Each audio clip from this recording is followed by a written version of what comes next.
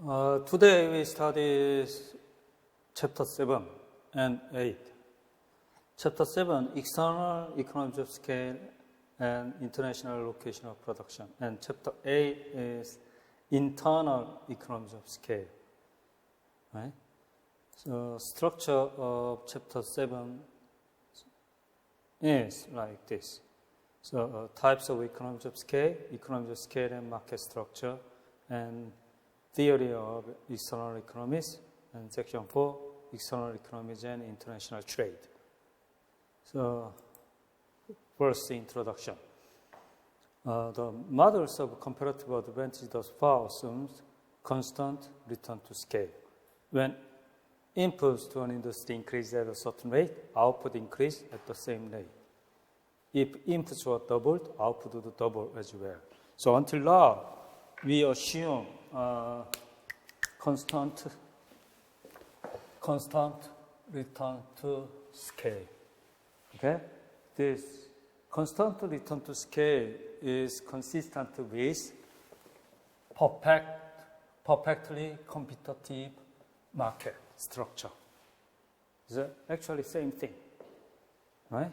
So based on this constant return to scale or perfectly competitive market structure, we studied standard international trade theory, right? That is Heck-Shorley model and Ricardian model, right? So Heck-Shorley model and Ricardian model are based on perfectly competitive market structure or constant return to scale, right? But sometimes market is not perfectly competitive. Okay? So in Chapter 7, we studied external economies of scale. External economies of scale means the assumption of constant return to scale are not valid anymore, right? So for simply talking, external economies of scale said average cost decrease as industry's output, how can I say? Industry's output increase. That is definition of external economies of scale. Okay? That is Chapter 7. And Chapter 8 is internal economies of scale. That means average cost of firm decrease. That is firm decrease as production of firm increase, right? So external economies of scale said average cost of industry decrease as market, so industry's production increase. Okay? And internal economies of scale said average cost of firm decrease as firm's production increase. Right? Anyway, these two things are different from our earlier assumption of constant return to scale or perfectly competitive market structure. Okay? Think about microeconomics. Microeconomics, you study consumer theory and firm theory based on competitive market structure first, right? Competitive market structure first, perfectly competitive market structure first. And some invisible hand story and price mechanism or everything should be okay, right? Then you go imperfect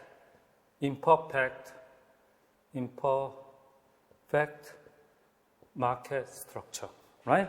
For example, monopoly, oligopoly, and monopolistic competitive market structure, right? Actually, we said this is a traditional microeconomics based on perfectly competitive market structure or constant return to scale, right? Then you start this one, imperfect market structure, okay? So in the sense, we said this imperfect market structure is how can I say, modern microeconomics. Modern new or modern microeconomics, okay, based on this kind of thing. So same logic applied in trade theory structure, okay? Standard trade model or traditional trade model based on perfectly market structure. Then we studied new international trade theory or modern microeconomic theory based on imperfect market structure. Okay? That is a big picture of theory of international trade. Okay, next we go slide number 5. So there may be increasing return to scale or economies of scale. This means that when inputs to one industry increase at a certain rate, output increases at a faster rate. A larger scale is more efficient. The cost per unit of output, so average cost, falls as firm or industry increase output. Okay, that is definition of increasing return to scale or economy of scale. Basically, this seeking of economies of scale is a driving force of capitalist development from the perspective of long-run economic growth. Right? In the very long run, so technological change increase, then we can produce more and consume more. Right? So one type of that kind of technological change is economies of scale. So one famous economist said, economic historian said, economies of scale is driving force of capitalist development or sustained growth in per capita GDP. Driving force of sustained growth in per capita GDP. That is economies of scale. Okay? So the larger scale is more efficient. Can you understand? So we can, because of this economies of scale, we can produce more, thus we can consume more. And slide number 6. For example, suppose an industry. Now we focus on this one, external economies of scale. Suppose an industrial production of widget increase, right? Then average cost of industry decrease. That is definition of external economies of scale, right? For example, an industry produces widget using only one input labor. Consider how the amount of labor requires depends on the number of widgets produced. The presence of economies of scale may be seen from the fact that doubling the input of labor more than doubles of industry output. The average amount of labor used to produce each widget is less when industry produces more. Okay? This is table 7.1 is a numerical example. So mutually beneficial trade can arise as a result of economies of scale. International trade permits each country to produce a limited range of goods without sacrificing variety in consumption. With trade, a country can take advantage of economies of scale to produce more efficiently than if it tries to produce everything for itself.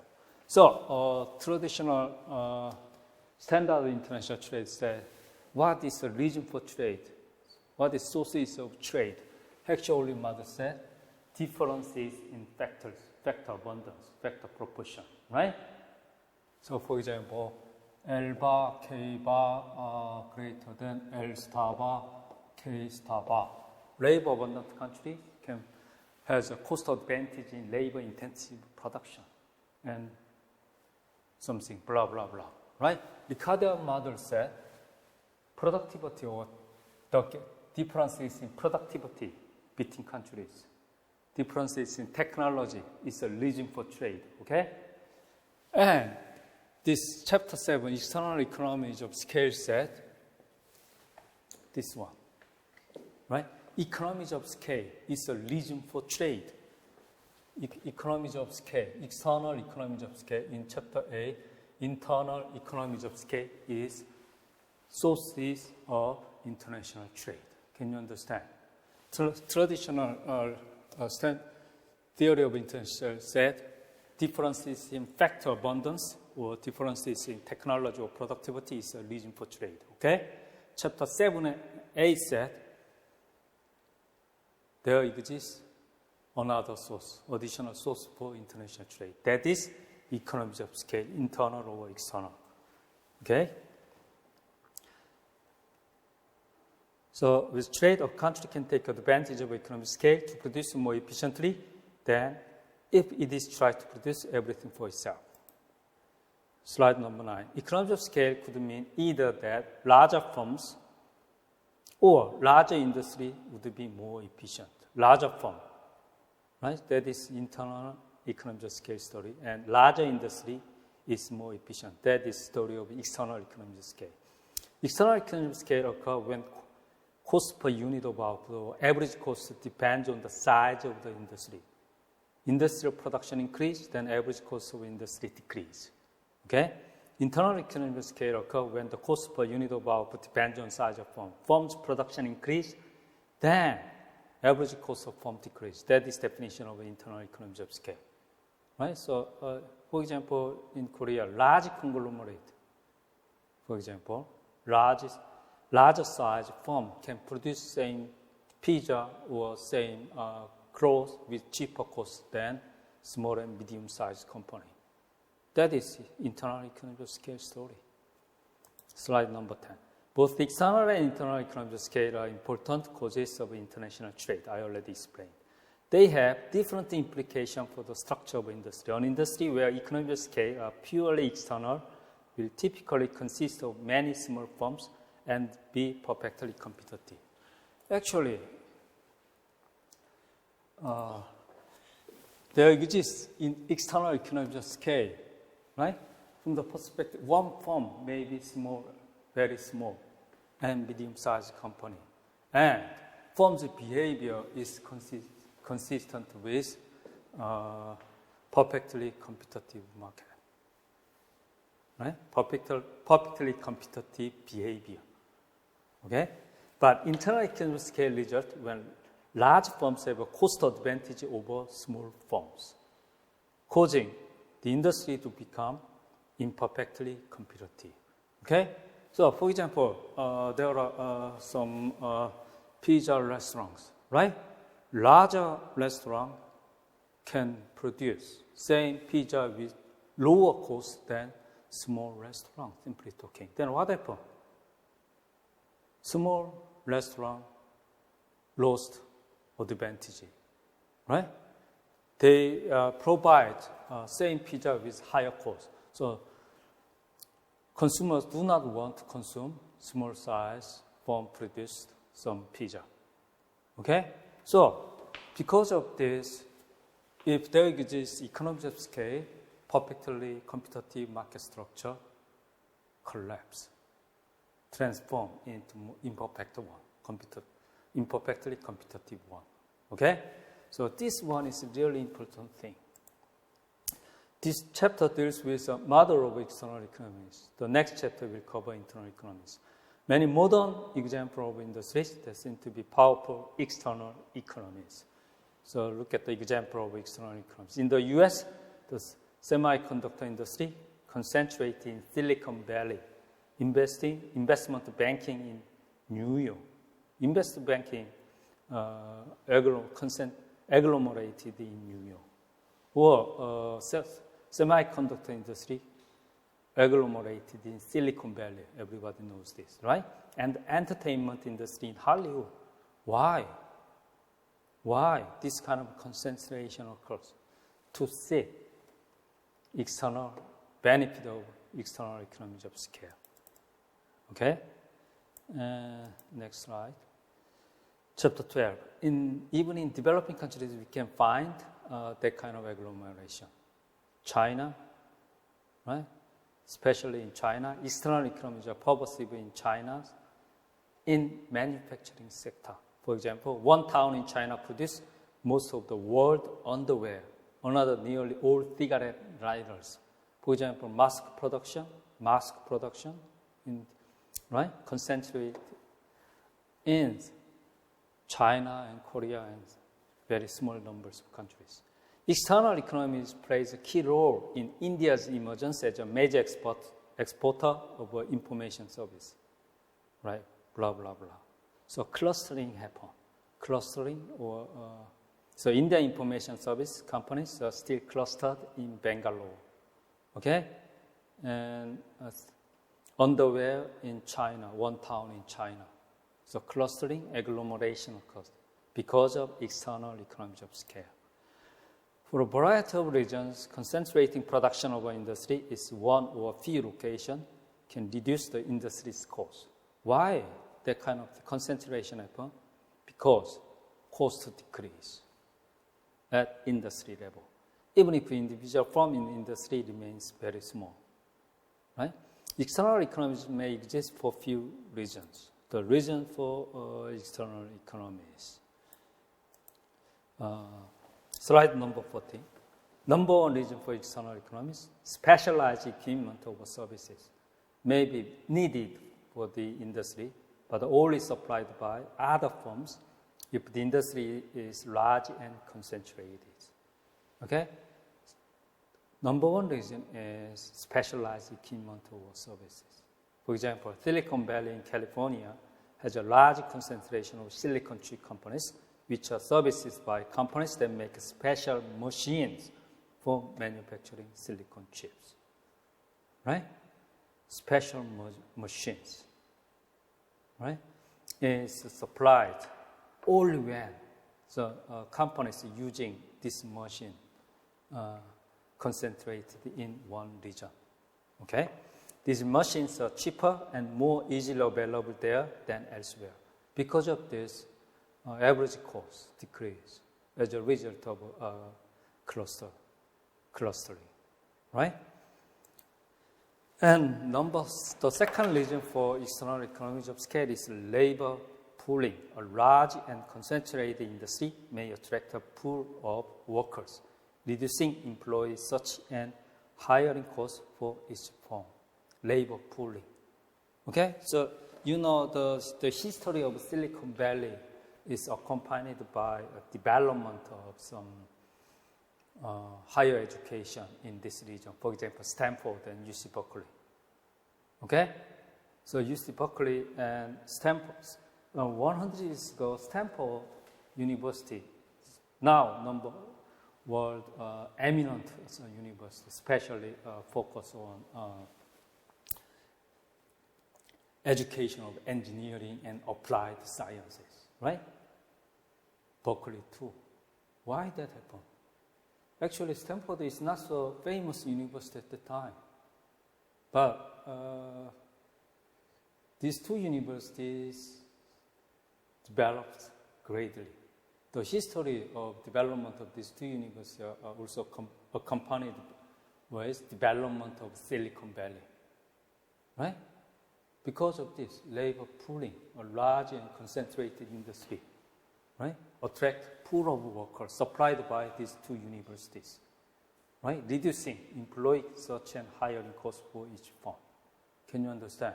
So, look at this. Silicon Valley companies, usually CEOs of large of Silicon Valley companies graduate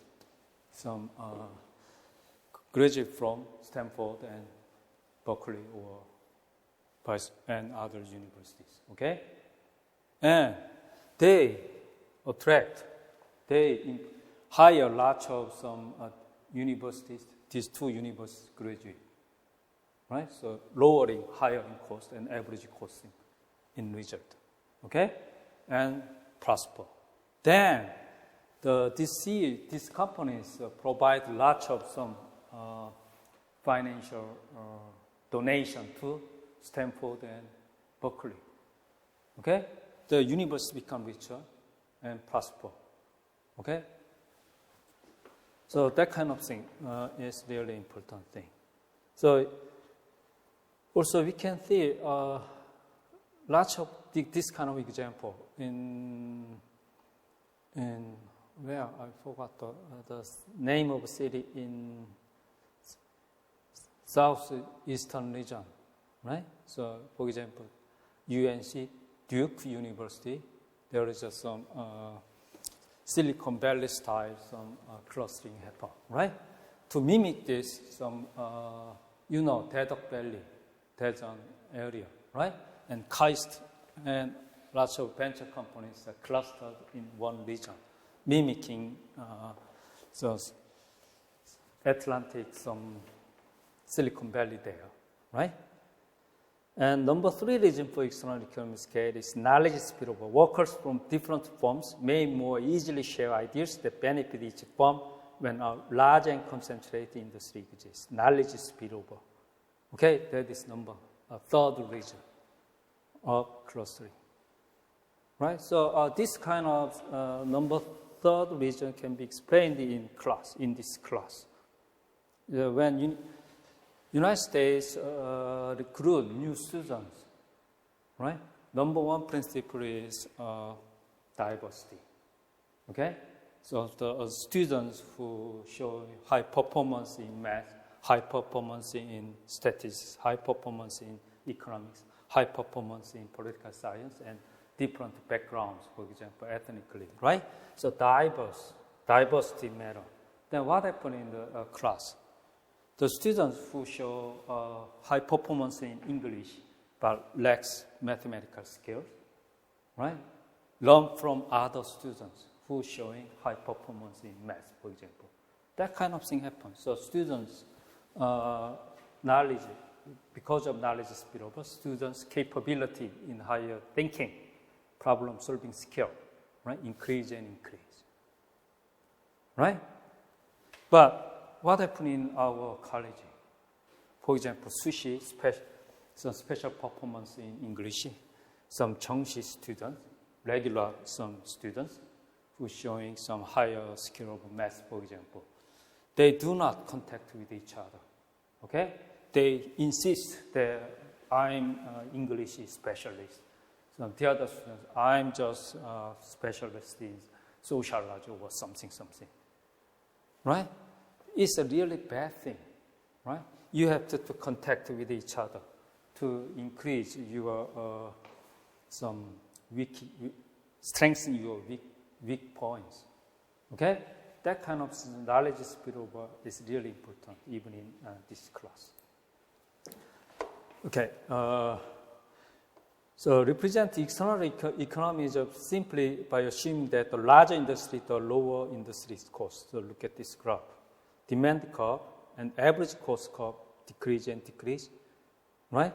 So X variable is industrial production, industrial market demand, and blah, blah, blah, like this. So average cost is decreasing. Then marginal cost also decreasing, right? So forward falling supply curve. Supply curve is downward sloping supply curve, quite different from traditional case. Okay. So prior to international trade, equilibrium price and output for each country would be at the point where the domestic supply curve intersects the domestic demand curve. Suppose Chinese bottom prices in the absence of trade would be lower than U.S. bottom price. Look at slide number 19. So left side figure is Chinese case, right? Before trade, otake price of China lower than otake price in U.S. Okay? Look at figure 7.2. In the absence of trade, the price of button in China, P China, is lower than the price buttons in the U.S., P U.S. Right? What will happen when countries open up the potential for trading buttons? Then what happens after trade? The Chinese button industry will expand while the U.S. button industry will contract. This process feeds on itself, right? Self-fulfilling process. As the Chinese industries outlies, so anyway, after trade, two countries' industries face some larger industrial demand, world demand. Okay? Then what happens? Its cost will fall further as the U.S. industry output falls, its cost will rise. In the end, all button produced will be China. That is, how does this concentration of production affect price? Okay, so look at this figure 7.3 in slide number 23. So what happened after trade? China only supply world means satisfy world demand for buttons, right? So China's production increase. That means, right? World price after trade decrease. Okay, I'd like to explain using a graph. That is price, that is industrial demand and supply. Industrial demand and supply, right? China's demand is like this, and average cost of China is like this. Before trade, Otake case, that is Otake price of China and production and consumption occurred at this point, right? That is demand. But after trade,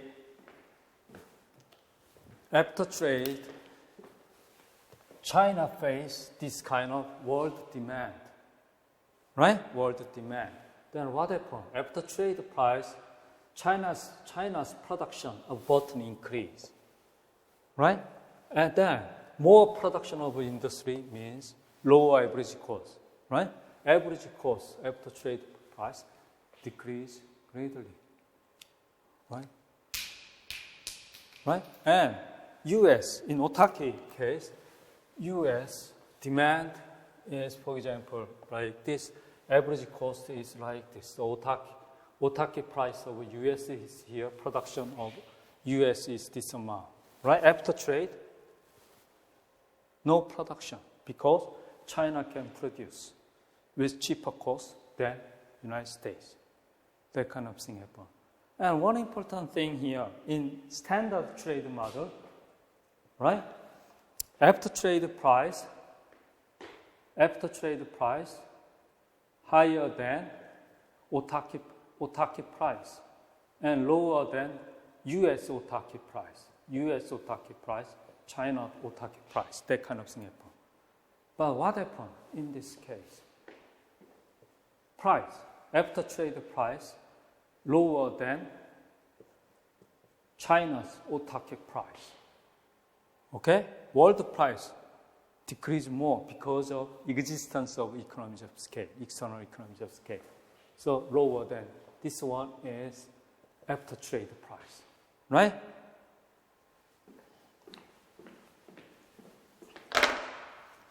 Okay, now we go back, slide number 20. What will happen when countries open up to liberalizing trade, right? The Chinese button industry will expand while the US button industry will contract. This process feeds on itself, blah, blah, blah. In the end, all button produced will be in China. Slide number 21.